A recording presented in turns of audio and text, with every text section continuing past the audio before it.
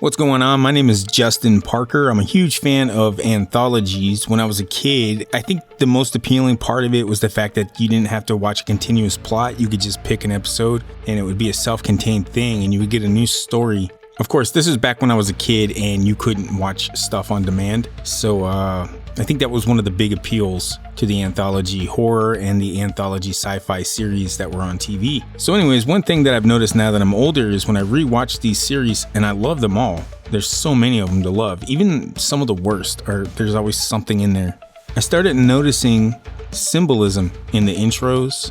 I started noticing symbolism, obvious symbolism in the episodes. So I figured what I was going to do here with this video is I'm just going to go ahead and point out all the instances of seeing an eyeball and a pyramid in an opening sequence to an anthology show. And that would include such shows as Tales from the Darkside, Monsters, The Outer Limits, Twilight Zone, Masters of Horror, and others. There's other ones, but let's go ahead and get right into this. So right off top, everybody has seen Twilight Zone, the original one, the black and white, the classic. So many great stories to cover. But the one thing I want to point out is right off top, we got an eyeball. Here we have the early 2000s reboot. This is the third series of Twilight Zone. And even this one, they're making sure you got an eyeball and some light. It's also behind a door. There is a plethora of symbolism in these shows. They love doors, they love windows, they love trees, they love birds, they love bridges. They love a lot. There's more. Okay, they love toys or dolls, I'm not sure. They love fetuses. So you'll see here, now we not only have the eye, but the representation of an open door. There's light. There's a frame that could also be interpreted as a window. You have time. That's another theme that they like to bring up quite a bit in these intros. Now, this is Twilight Zone by Jordan Peele. This is the fourth iteration of Twilight Zone. That you'll see this eyeball here that looks like fire. You'll see another representation of eye in space. They love showing space as well, and which I think goes hand in hand with time. Another thing they like to show is space. In this instance, we have an eye that looks like an eclipse, or an eclipse that looks like an eye. I'm unsure which way this one goes, but it is very evident to me that it is a combination of the two. And then of course they just said, just in case you didn't get it, here's just a giant eyeball in space. And then and this still from the opening sequence of the more recent Twilight Zone, you see the moon above a mountain, which is very reminiscent of an eye over the pyramid, as you know. Also notice this view is from a window. Now we have the 1980s classic Monsters, the TV series, one of my favorites as a kid. But right off top, you see we have some one-eye symbolism. Also you have horns. Also you have a guy over there who is a couch potato. Once again, the one-eye symbolism. And I know what you're thinking. That is Hillary Clinton. And I would just like to tell you, maybe it is. No, I'm just kidding. It's obviously not. But we have the one eye and we have the horns. It's a little telling, and it's intentional, always intentional. Now you're probably thinking, oh, they wouldn't do this to kids shows, would they? Well, Monsters was kind of a kids show, but you know what was absolutely a kids show? Erie, Indiana. And the last thing you see, the very last shot, is an eyeball. And then there was another series called Erie, Indiana, The Other Dimension. And what is the last thing we see on screen in that intro sequence? An eye. Skipping over to one of my favorites, I absolutely love The Outer Limits. It's by no means a perfect series, but it is one that I don't hear enough people talking about. I'm taking images from two different intros they have. Some of these shows have 2 or 3 intros, so I'm just going to go ahead and pull. And that also right there strengthens the fact that this is intentional. Because if there's 2 versions, I think this one has like even 3 intros.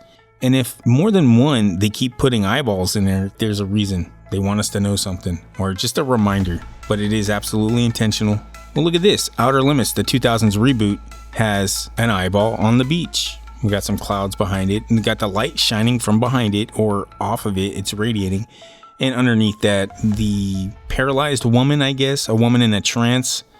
But that is also a reoccurring theme, is people in bondage or people paralyzed. And that right there says a lot to me, because You don't have to dig too deep to understand it's somebody who's being controlled. This is another one from the Outer Limits reboot series, and we have the cube here with an eye on each side, so each side has one eye.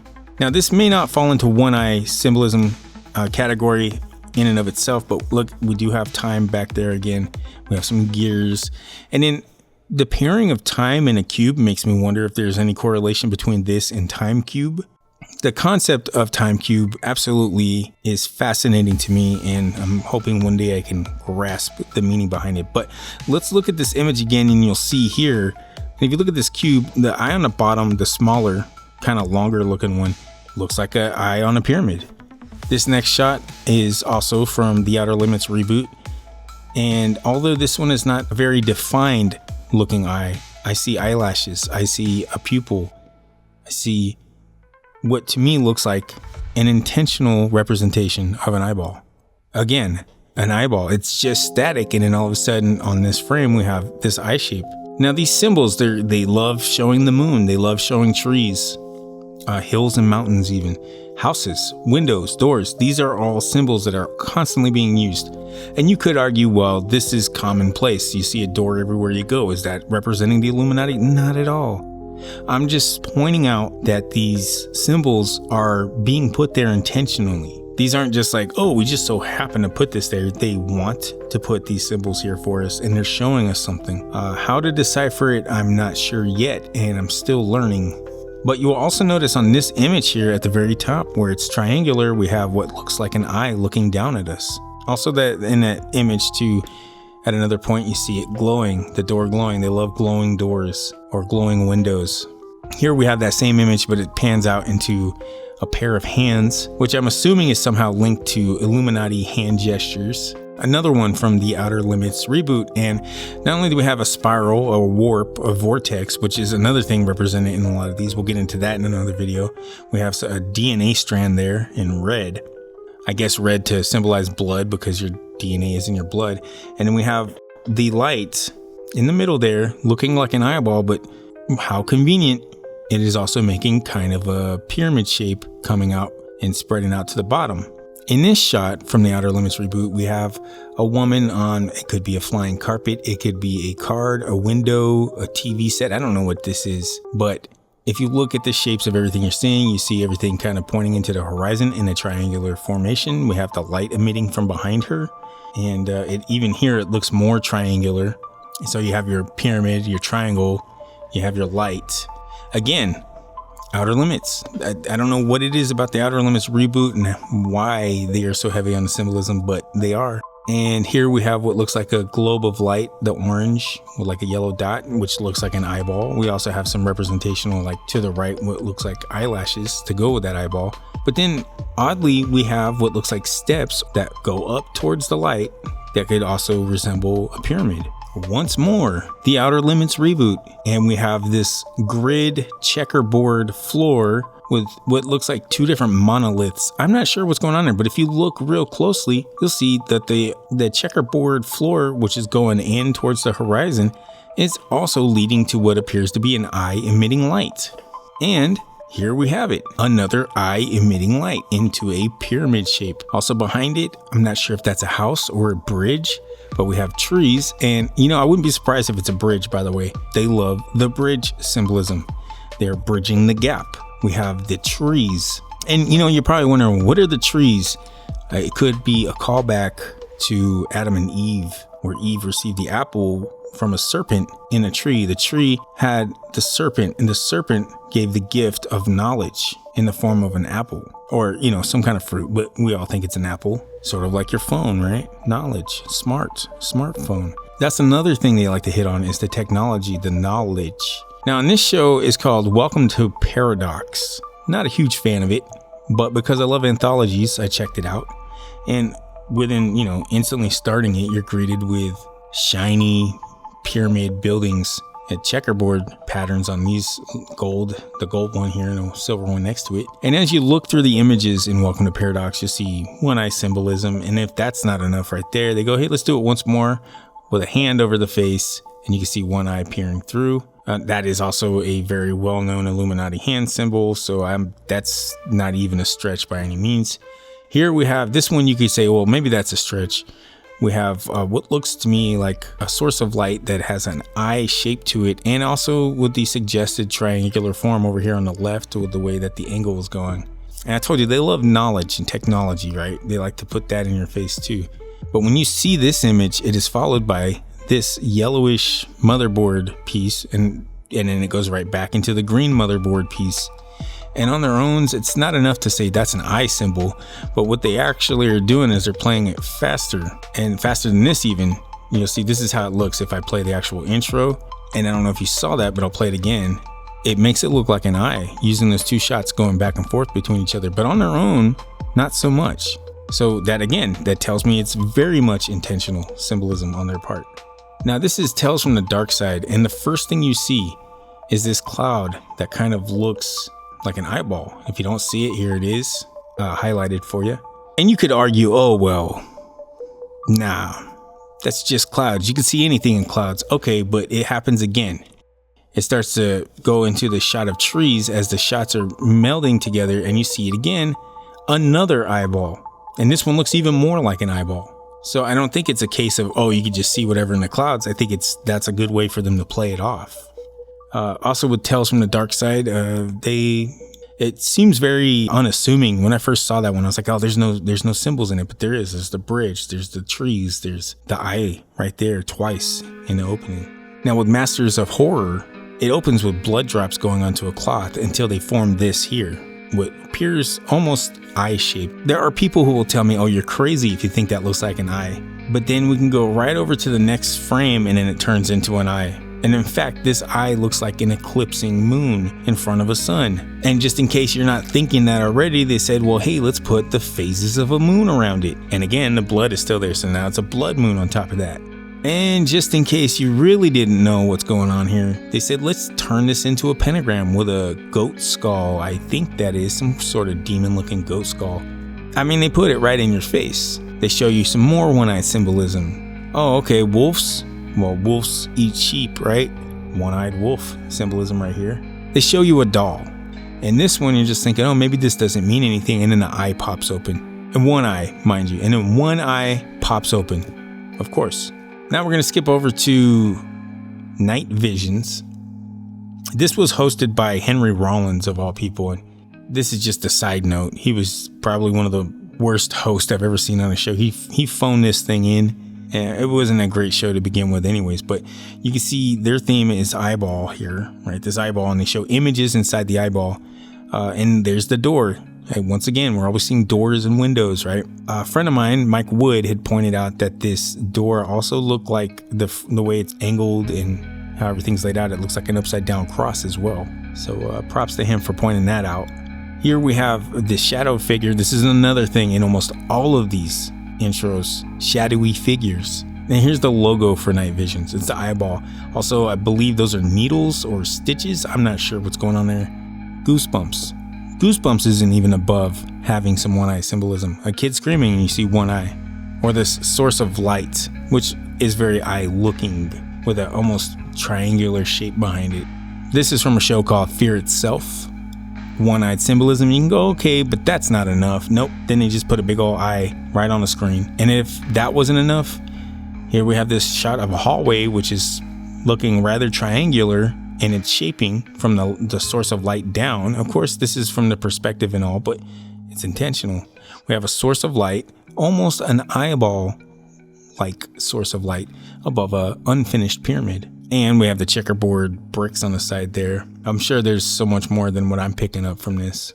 And here we are looking through a peephole, and they're showing us a shadowy figure at the end of the hall, by the way. And what looks like a pyramid shape with kind of an eye on top, and a hallway and light. And this is the baffling part. What hallway would have rugs like that? So as I say, it's always intentional. And it's also all encapsulated in a circle. They love circles and globes too in these intros. And eventually I want to do an in-depth one where I just point out everything. But again, we're kind of focusing on the eye aspect. And it also looks like an eye right here. Focusing on the eyes and pyramids for now. There will be plenty more videos on this. This is from Electric Dreams. This is based on the work of Philip K. Dick. You probably know him from such movies inspired by his stories like Total Recall, A Scanner Darkly, Minority Report, Blade Runner, and even Next, starring Nicolas Cage. In this intro, we see this is another one you're going to catch in all these intros, the spirals, vortexes, and representation of like clock gears and time and the solar system, which I feel it's all kind of entwined and interrelated. This next one shows an eyeball, which has kind of a fiery look to it. I'm not picking up too much on what this is other than an eyeball. I see we got some other stuff going on, but I'm not sure what the implied symbolism here is. Here we have a one-eyed cat with triangular ears and a triangular body. I think that pretty much speaks for itself. This one not only looks like a vortex and spiral because it's a snail shell, but it also looks like an eyeball. Here we have another eye, an implied eye with a heart pupil. I'm not sure the significance of that, but also they've decided to throw in some Chronos, time, gear kind of reference up there. Okay, this is from a show called Masters of Science Fiction, which was hosted by, of all people, Stephen Hawking. And to me, the thought of this is ridiculous. The man was wheelchair bound and had to use his eyeballs to punch out, words, letter by letter, right? Or I'm assuming it was letter by letter. It could have been word by word. But with that being said, you're telling me they had this man sitting in his chair, unable to speak. He banged out this script and just said everything. They most likely just ran the script through a voice generator that sounded like the one he had. That aside, the intro to this show also has a lot of one-eye symbolism. And this is this woman here emerges from a motherboard, by the way. Here's a portal that also looks like an eye. And then again, another eye. But in the process of making it look like an eye, we have what could be the earth, or it could be a moon eclipsing the sun, because you have the light coming from behind it. And obviously the eye, that's like the pupil of it. And space, it's always space. Here we have amazing stories, and the stairs look like an unfinished pyramid. They have this shape here of what looks to me like a petrified animal fossil shaped kind of like an eye. So I feel like that is probably leaning towards eye and pyramid symbolism there. Also, we have kind of an eye shape here in the water and some columns. They love columns too. And we have this motherboard from Amazing Stories as well, which is suggested in its triangular shape from where the placement of the dots are. And then also around those dots, those three dots, you have what looks like an iris and cornea of an eye. Then we just have this disturbing shot from Nightmares and Dreamscapes, which is based on a Stephen King book. And I don't know what to make of this at all. I believe that man there is not alive. But it's just creepy in that they have him looking down at her. I'm including it just for the sake of one eye symbolism.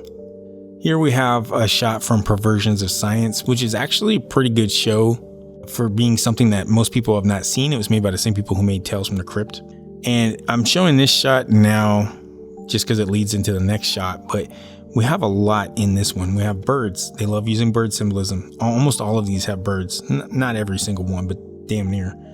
And you have a tree. You have a window. That window has a checkerboard layout to it. And then you have, if you look at that lamp in there, it looks kind of like an eye above a pyramid because it even looks separated, right?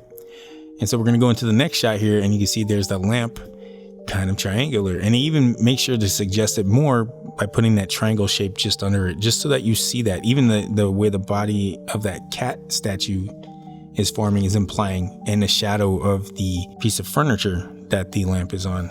Oh, and then we got checkerboard right there on his flannel. Now this is from Dimension 404. Great show. Funny show for an anthology. It's kind of a parody. Okay, and as you can see here, this is absolutely implying an eye. We have some slight triangular shapes going on, but going on to the next one, we see again another eye representation. Moving on to the next one, this is a bunch of light that's scattered and glitched, but it still manages to look like an eye.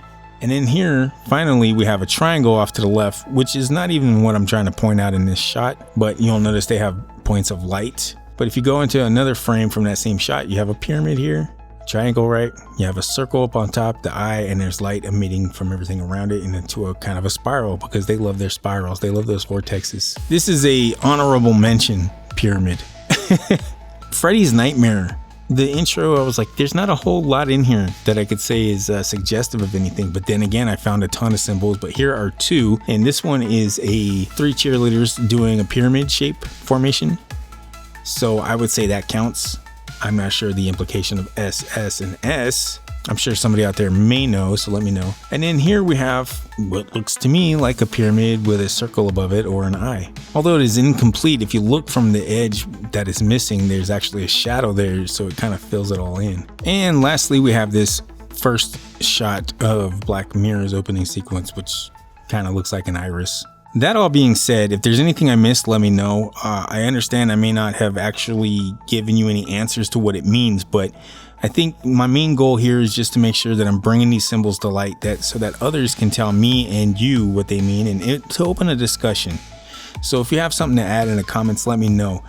People are going to call me crazy just for pointing out that there's eyeballs and all these things and pyramids. I don't think that inherently makes anybody crazy. I think crazy would be ignoring it. That being said, if you enjoyed this video, please be sure to hit that like. Maybe consider subscribing, and I have more videos on the way. Also consider looking into subscribing to the Patreon. Thank you for your time, and I hope you enjoyed. See you next time.